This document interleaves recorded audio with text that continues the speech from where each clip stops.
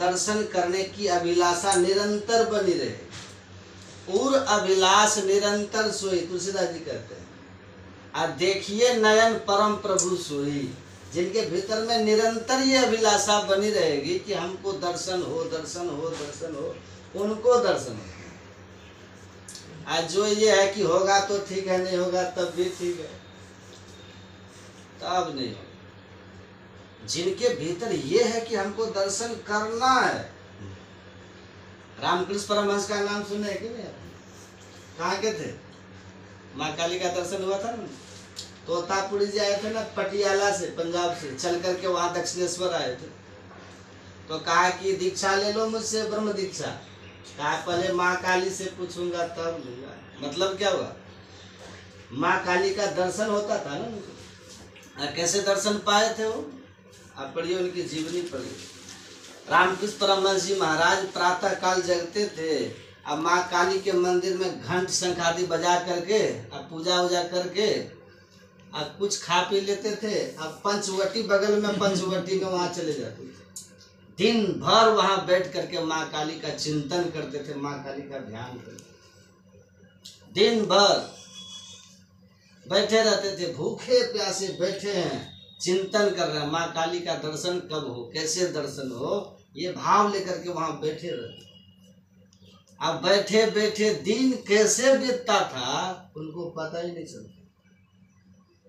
हम लोग को 1 घंटा कैसे बीतता है, पहाड़ लगता है ध्यान। 1 घंटा बैठते हैं ध्यान पर, फजियती हो जाती है। लोग कितनी परेशानी, कितनी पीड़ाएं हो जाती है, कमर दर्द होता है, घुटना दर्द होता है।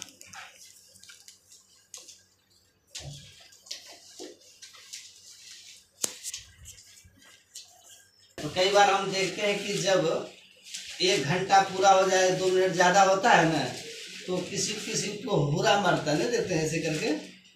1 घंटी बजाइए, भारी लगता है, घंटी बजाइए। तो हमारे लिए 1 घंटा पहाड़ लगता है। और आपको पता, रामकृष्ण परमहंस जी महाराज दिन भर बैठे रहते थे। दिन बीत जाता था, जब दर्शन नहीं होता था ना, तो शाम में कहते थे, माँ आज का दिन भी मेरा व्यर्थ चला गया, आज भी तूने दर्शन नहीं दिया। इतना कह करके रोते हुए वहां से जाते थे मंदिर। अब फिर मंदिर में जा करके वहां माँ काली की पूजा करते थे। अब फिर जो कुछ होता था, मिलता था प्रसाद के रूप में, पा लेते थे। अब फिर आ जाते थे उसी पंचवटी में, रात भर फिर बैठते। नींद तो आंख में आती ही नहीं थी। पढ़िए उनकी जीवनी, पता चले। फिर रात भर वो बैठे रहते थे, काली माँ का चिंतन चल रहा है, दर्शन हो, दर्शन हो, दर्शन हो।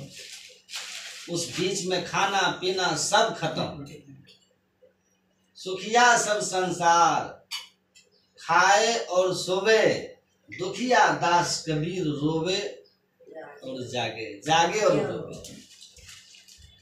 रामकृष्ण परमहंस जी महाराज ऐसे रोते रहते। फिर जैसे भोर होता था ना, सुबह होती थी, चिड़ियों की चहक सुनाई पड़ती थी, कहते थे, माँ आज भी व्यर्थ चली गई, आज भी तूने दर्शन नहीं दिया। और अभिलाष निरंतर हुए, जिनके भीतर ये निरंतर अभिलाषा जगे कि हमको दर्शन हो, दर्शन हो। और अभिलाष निरंतर हुई, देखिए नयन परम प्रभु सोई। जिनको अपनी आंखों से, मानस दृष्टि से देखना चाहे, निरंतर यह अभ्यास बनी रहे। एक झलक तो दिखे गुरु महाराज का, एक झलक तो दर्शन हो उनका, उनकी छवि तो दर्शे। एक बार ऐसा दर्शन तो हो जाए, ये अभिलाषा जिनके भीतर लगी रहे। आपको पता है, रामकृष्ण परमहंस जी महाराज को ऐसा करते करते 6 महीना बीता। अब विचार कीजिए, 6 महीना तक ऐसे ही करते थे, और 6 महीना तक सोए ही नहीं। और आश्चर्य होगा आपको, 6 महीना तक उनका इतने माँ काली के दर्शन के लिए भीतर से विरही बन करके रहते थे, इतने उनके भीतर वियोग का दुख था कि माँ का दर्शन कब होगा, माँ का दर्शन कब होगा। ऐसा विरह का भाव लेकर के वो रहते थे। ऐसा कहते थे कि उनकी आंखों में बीमारी पकड़ लिया, पलक झपकना छोड़ दिया था। 6 महीना के बाद जाकर के दर्शन, और दर्शन कैसे हो जानते हैं?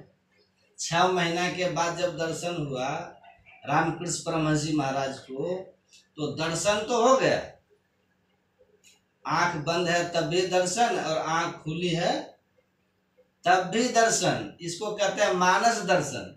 ये ख्याल में दर्शता है, प्रत्यक्ष दर्शता है, निखरता है। ये जब दर्शन उनको हुआ पर आंख का पलक लगता नहीं था उनका, इससे हम लोग झपकता है। रामकृष्ण परमहंस ने माँ काली के सामने खड़े होकर के कहा कि माँ तूने दर्शन तो दिया पर एक रोग लगा करके दर्शन दिया, अब आंख बंद ही नहीं होती है। ये दर्शन। अब तोतापुरी जब आए ना वहां, तो तोतापुरी ने कहा कि ठाकुर दीक्षा ले लो मुझसे। रामकृष्ण परमहंस ने कहा कि ठीक है, पहले माँ से पूछूंगा तब। माँ सर्वोपरि है ना मेरी, इष्ट हमारे सर्वोपरि होने चाहिए। जिनका हम ध्यान करते वो हमसे, वो हमारा सर्वोपरि है। रामकृष्ण परमहंस जी जाते हैं और माँ से पूछते हैं, माँ एक फकीर आया, वो कहते हैं दीक्षा ले लो, ब्रह्म दीक्षा। ब्रह्म दीक्षा किसको कहते हैं? ब्रह्म दीक्षा कहते हैं किसको? दृष्टि योग की साधना, बिंदु ध्यान की विधि, इसी को बोलते हैं ब्रह्म दीक्षा। देखिए जब पात्रता भीतर में आती है ना, तो परमात्मा खुद ही व्यवस्था कर देते। कहा तोतापुरी जी पंजाब पटियाला में रहने वाले हैं, कहाँ दक्षिणेश्वर, यहाँ कहाँ पंजाब के पंजाब पटियाला, कहाँ ही कलकत्ता के दक्षिणेश्वर। लेकिन भीतर में पात्रता आ गई, इष्ट का दर्शन हो गया उनको। लेकिन इष्ट के दर्शन से तो इस पर दर्शन नहीं होगा ना। इष्ट के दर्शन से जन्म मृत्यु का चक्र तो नहीं छूटेगा ना। काम कर दो बाबू, उसको बंद कर। इष्ट के दर्शन से शाश्वत शांति बंद कर दो प्लीज। लेकिन इष्ट के दर्शन से तो ईश्वर दर्शन नहीं होगा ना। इष्ट के दर्शन से जन्म मृत्यु का चक्र तो नहीं छूटेगा ना। इष्ट के दर्शन से ही हमें शाश्वत शांति और मुक्ति तो नहीं मिलेगी ना। इसलिए ईश्वर की कृपा देखिए कैसे होती है। उनको वहां प्रेरणा होती है कि चलो उधर, आते हैं, दर्शन होता है, ये जाते हैं माँ काली के सामने हाथ जोड़ करके खड़े होते हैं। माता वो आए हैं, कहते हैं दीक्षा ले लो, क्या करूं? तो माँ काली ने क्या कहा था? माँ काली ने कहा बेटा वो जो आए हैं उनसे दीक्षा ले लो। ये नहीं कहा था? मैंने ही बुलाया। हाँ मैंने ही बुलाया। ये तो तू मेरा स्थूल रूप देख रहा है बेटा, अभी जो देख रहे हो ये तो मेरा स्थूल सगुण साकार रूप है। यदि तू मुझे यथार्थ में देखना चाहता है, मेरे असली स्वरूप को देखना चाहता है ना, तो ठाकुर वो जो कर रहे हैं वो करो, ऐसा करो। आदेश हो गया। जाते हैं तोतापुरी जी के पास, साष्टांग नमन करते हैं। तोतापुरी जी पूछते हैं क्या कहा माने? आदेश हो गया। आप बैठो। बैठा कर उनको यही दृष्टि योग की क्रिया, बिंदु ध्यान, बिंदु ध्यान विधि, नाथ ध्यान विधि, सरल सरल जग में प्रचारित। बिंदु ध्यान कहिए या फिर नासाग्र ध्यान कहिए, इसके विधि तोतापुरी जी ने रामकृष्ण परमहंस को बताया। अगर जाओ यही ध्यान अब करो, अपने भीतर नासाग्र में ध्यान लगाओ, जाओ। जब गए ध्यान करने के लिए तो क्या हुआ? जैसे ध्यान पर बैठे कौन दर्शन देते थे? माँ काली। यही है ध्यान की सिद्धि। अभी तो हम लोग लाते हैं गुरु महाराज को, राज आते हैं कौन दर्शन करना चाहते हैं गुरु महाराज जी का, दिख जाता है कौन, कुछ और ही दिख जाता है, कुछ और ही, कोई और ही आ जाते हैं। लेकिन देखिए जब ध्यान की सिद्धि होती है ना, तो कैसे दरसता है, हूबहू दरसता है, प्रत्यक्ष दिखता है। अब जैसे बैठे ध्यान करने के लिए, तो सामने माँ काली, अब उसी काली माँ के दर्शन में लीन। ये दर्शन से बड़ा लाभ होता है। मानस ध्यान से लक्ष्मीनाथ गोसाई कहते हैं त्रिविध ताप तम दूर होएंगे। ये दर्शन से मानस ध्यान से बड़ा लाभ है। त्रिविध ताप तम, तम का मतलब क्या होता है? अंधकार। तो हरदम राम चरण उर राखो। जो अपने भीतर में इष्ट का दर्शन करते हैं ना, इष्ट के दर्शन करने के बाद तम को दूर करने की क्षमता आती है। वही लक्ष्मीनाथ गोसाई कहते हैं त्रिविध ताप। त्रिविध ताप कौन सब है? त्रिविध ताप कौन सब है? दैहिक, दैविक और भौतिक। ये ताप से भी ऐसा साधक बचता है, मानव ध्यान करने वाला साधक। मामूली बात है। यदि सदगुरु महाराज जी का दर्शन होने लग जाए मानस ध्यान में, आप दैहिक कष्ट से भी बच जाइएगा, खुद भी बचिएगा और दूसरों को भी बचा दीजिएगा दैहिक ताप से। हाँ, लेकिन बचाने की मनाही होती है संत मत में। बचाने की मनाही होती है, बचाना नहीं होता, बचाने की मनाही होती है। अपना अपना कर्म फल सब भोग रहा है, भोग लेने दीजिए। हमारे अंदर बस दर्शन का आनंद होना चाहिए। दैहिक ताप, दैहिक कष्ट हमारा खत्म हो सकता है। और देवी किसको कहते हैं? देवी अकस्मात। देवी कहते हैं जो देवात, अचानक, जो अचानक हो जाए। बैठो बैठो। क्या ठीक है। जिसके लिए हम कल्पना भी नहीं किए थे वो हो जाए। यदि भीतर में गुरु महाराज होंगे ना, दर्शन अगर होगा ना, तो वो देवीय कष्ट जो आने वाला वो टलेगा। इधर कोई है ना आता है तो टल, आ भी आता है तो खत्म हो जाता है। प्रताप तुम्हारा देख के जमदूत छट जावे। भीतर में गुरु महाराज बैठे हुए दर्शन उनका अगर हो रहा है तो वो ताप आपका दूर ही खत्म हो जाएगा, पास भी नहीं आएगा। तो कितना लाभ है भाई। लक्ष्मीनाथ गोसाई कहते हैं लाभ है। हाँ, भौतिक कष्ट जो है तो खत्म होता है। एक से जो दूसरे को कष्ट होता है उसको कहते हैं भौतिक ताप। ये कष्ट भी समाप्त होता है। क्यों? क्योंकि ऐसे के दर्शन करने से भी दर्शन करने वाले की वृत्ति बदल जाती है। हाँ, विरोध करने वालों की कमी नहीं रहेगी, दुश्मनी करने वालों की कमी नहीं है। अरे भाव तो शिशुपाल का भी नहीं बदला था, ये तो अलग बात है ना। भाव तो राम के दर्शन से सुर्पनखा का भी नहीं बदला था, तो क्या कीजिएगा।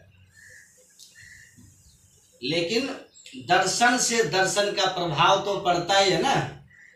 दर्शन का प्रभाव पड़ता है, वृत्ति बदल जाती है, भौतिक ताप से भी बचता है। दर्शन करने वाले की भावना बदल जाती है,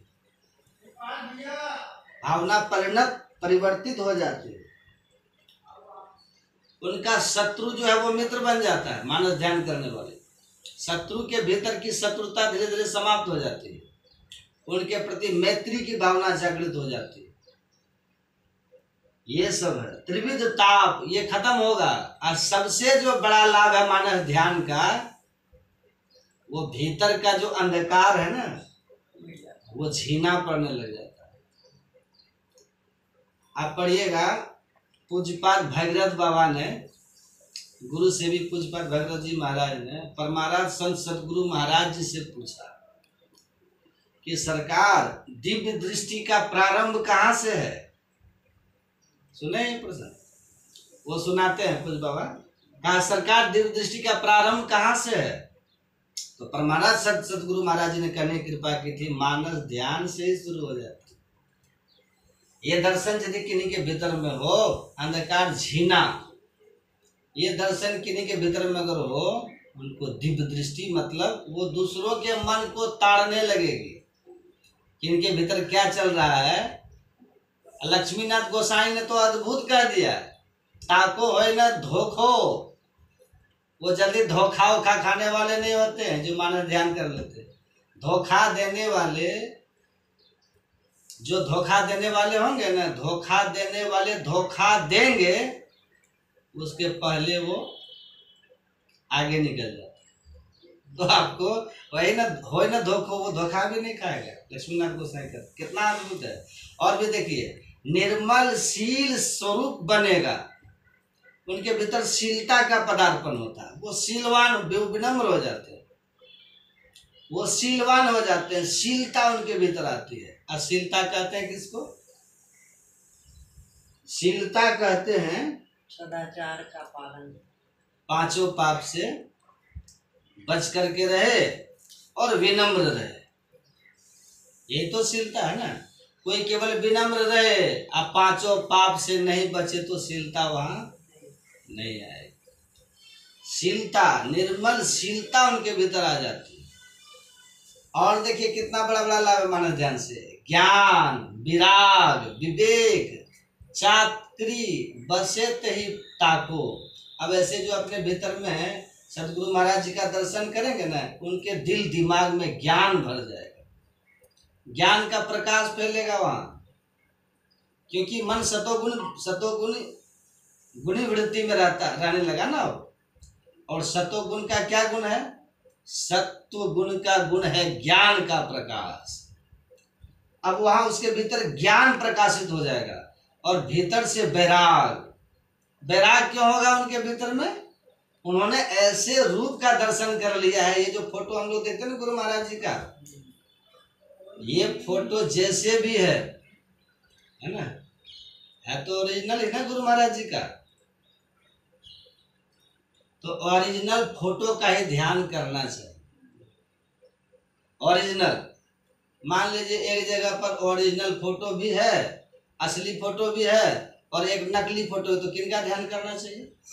नकली मतलब कंप्यूटर से जैसे तैसे बना दिया है।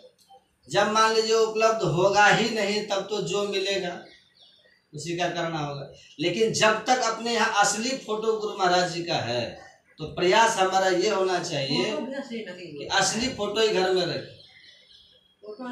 हाँ, रहता है कंप्यूटर जैसे तैसे बना देता है नकली फोटो। लोग क्या करते हैं, पेंटिंग करके तब मंदिर में लगा देते हैं।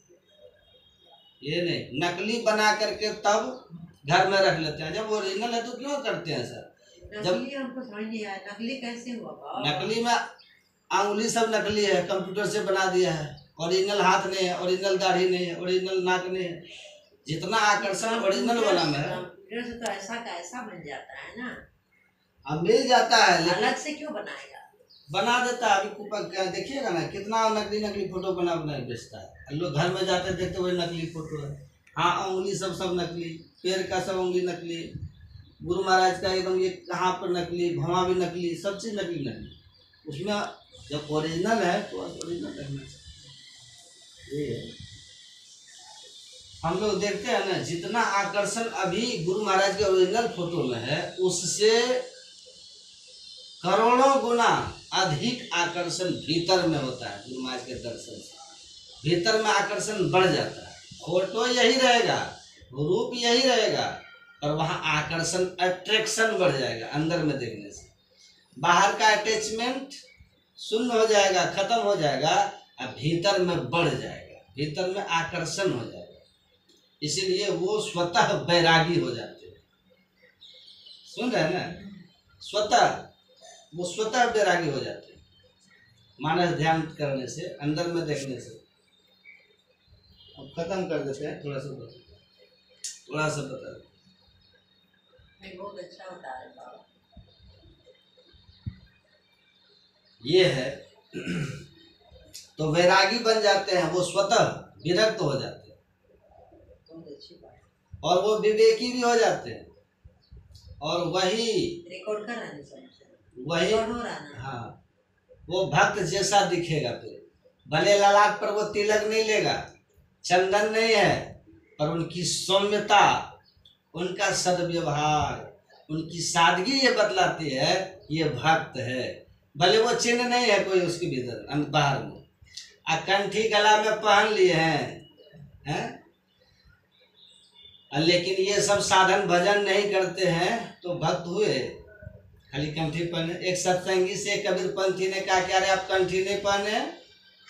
हमको तो बस जो दीक्षा में बतलाए, हम तो पहले ही 6 महीना पहले से मांस मछली खाना छोड़ करके तभी ना दीक्षा लेते हैं। और जो दीक्षा का समय माला पहनाते हैं ना, मानो कंठी का काम वही करता है। और संकल्पित पहले हम हो जाते हैं कि जीवन में कभी भी मांस मछली का सेवन नहीं करेंगे।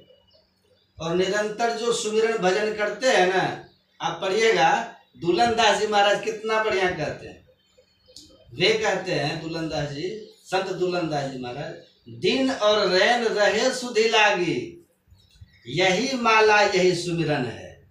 जो निरंतर इष्ट के चिंतन में लगे रहते हैं, जो निरंतर इष्ट के भजन में लगे रहते हैं ना, मानो ये असली माला है। और ये माला यदि किसी के पास में नहीं है, अब बस ये बाहरी माला है, तो उस माला का कोई ज्यादा महत्व वैल्यू, हाँ उसका खंडन, इसका विरोध नहीं, आप पहनिए, पहनने का शौक है तो आप पहनिए, पर आप वो माला पहनते हैं और भीतर में सुमिरन अगर नहीं चलता तो वो व्यर्थ है। फिर एक व्यक्ति तो देखा हमने, माला पहना हुआ था, माला, भूख लगी थी, किसी के घर गया, क्या भोजन है जी, कहा हाँ बाबा है तो सही, लेकिन आपके लायक नहीं है बाबा। कहा क्यों?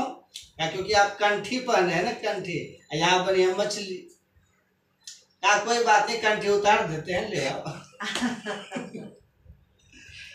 कंठी उतार के रख दिया, मछली भात खा लिया, फिर से कंठी पहन लिया।